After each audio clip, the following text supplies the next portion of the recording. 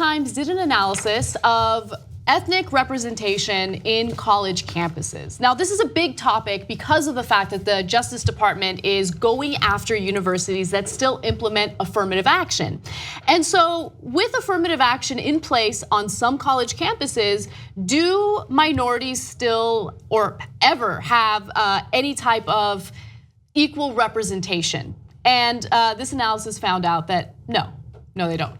All right, so here's what they found. Black students make up 9% of the freshmen at Ivy League schools, but 15% of college-age Americans, roughly the same gap as in 1980. So for those who make these arguments that, black students just get in willy-nilly simply because they're black, that's not really what happens. In fact, even when it comes to schools that do still implement affirmative action, what they do is utilize race as a final decision maker if there are candidates that are highly competitive and it's really hard to differentiate between them, right? So it's not like they only look at race, they look at a litany of things, and then in the end, if someone comes from an underprivileged background and race has something to do with that, well, that might give a particular applicant a little bit of an edge. Yeah, I definitely come at this from a little different perspective. Not completely different, but significantly different. So first of all, another way to look at this is, well, we've been doing it for 35 years and it still hasn't helped. So if it was meant to catch up minorities to the percentage of in their population, it didn't work. And so we get on the war on drugs for not working, the Cuban embargo for not working, and how long are we gonna keep doing something that isn't working? So, and the reason it isn't working is not because of any of the right-wing positions, it's because we're not addressing the root causes. By the time they get to college, if you grew up in a socioeconomic background that's disadvantageous, it's too late. You already went to bad schools that didn't let you take, there weren't enough books to take home, and the list goes on and on. And so, it's addressing the symptom rather than the cause, and I know why it happened in the first place, and I know that affirmative action was right in the first place. Otherwise, there would have been no opportunity to break in. Okay. Now, having said that, it's gone on too long. Then the second part of it is that it creates a stigma. Even though you're right, Anna, that it is one of many factors, and the courts have actually adjudicated that. It can't be a sole factor or anything along those lines.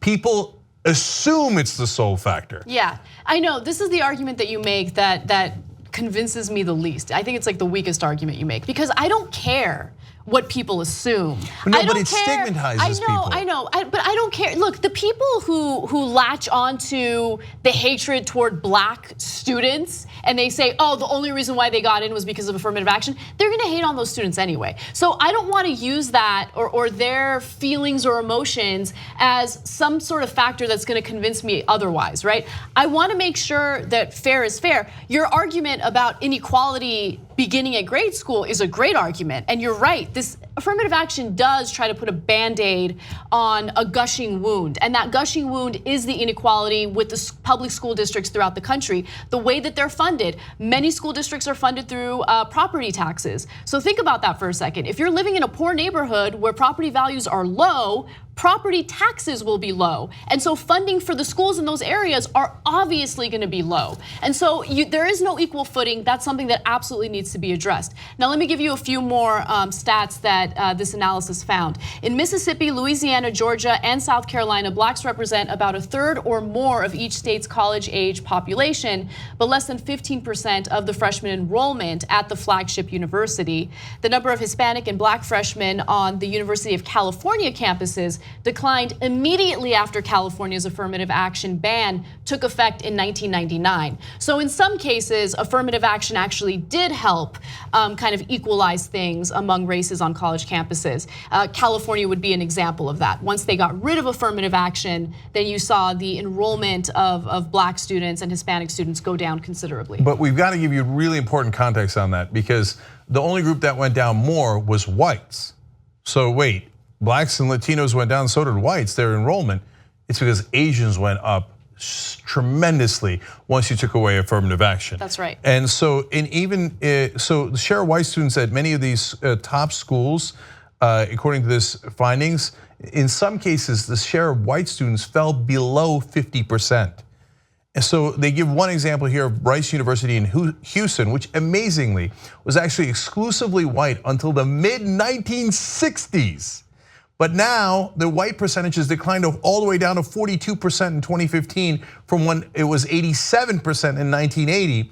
Meanwhile, the share of Asian students, even in the middle of Houston, rose to 30% in 2015 from just 3% in 1980.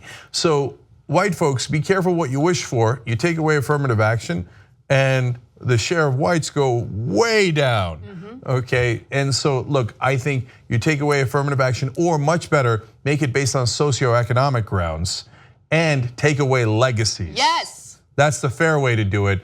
Don't just punish the needy and the poor and give all the advantages to the privileged and let legacy admissions into college. That's obviously fundamentally unfair. Help us build independent media together. tytnetwork.com/join.